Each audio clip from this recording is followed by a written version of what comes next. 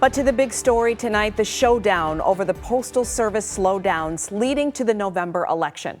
Good afternoon. I'm Glenda Lewis. And I'm Alan Campbell. And this afternoon, the Postmaster General saying he will suspend controversial cuts until after the election.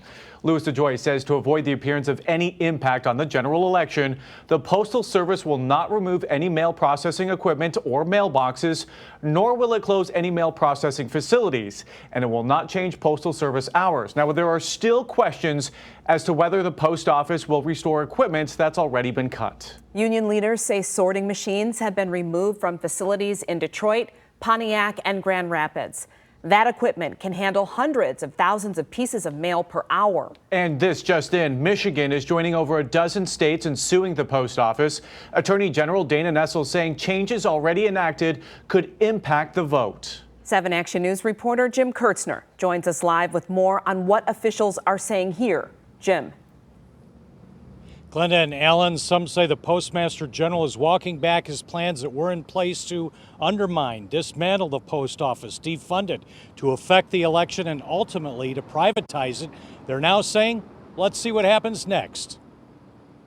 Until the actual machines and actual actions that were taken the last 40 days is reversed, we can't believe into that statement. It has to match exactly what they're doing on the ground. At this afternoon news conference, the Secretary of State says Michigan will have a record voter turnout in November, have a record in absentee and mail-in ballots. They will be available on September the 24th. She's also installing 1,000 in-person drop boxes around the state and at 50 locations in Detroit to return ballots without the mail. Words are great. I'm looking for action, and we'll continue to hold their feet to the fire to ensure the action is following the words, and also that the changes that have already been made are rectified. Postal Union officials at Metro Detroit say 4 sorting machines have been removed from the center in Detroit, and another sorting machine has been removed in Pontiac. The bottom line is that seriously hampers our ability to move mail out of that facility, and come peak volume, it's going to be more difficult. 7 Action News first reported last week the old Redford neighborhood post office on the west side of Detroit set to close at the end of the month. This is on top of previous overtime cuts. Some say part of the plan to dismantle and undermine work toward privatizing the Postal Service right before the election. It's something that I've never seen in my 31 years of the Postal Service. Over at the post office on Grand River, many customers didn't know closing was coming in a couple of weeks. And I didn't know that it's closed, so. What do you make of that now? At the end of the month, it's gone. Oh, that's really terrible, especially for the people that lives in this neighborhood. They need to keep this place open for real. This is going to hurt a lot of people.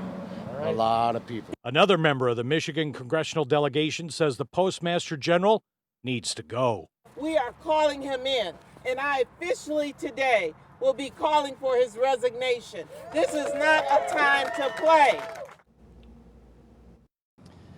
Now, the Postmaster General has 2 hearings set before Congress on Friday in front of the Senate, on Monday in front of the House. So, Glenda and Alan, a lot more to come out about this huge 80 days before the election. Back to you.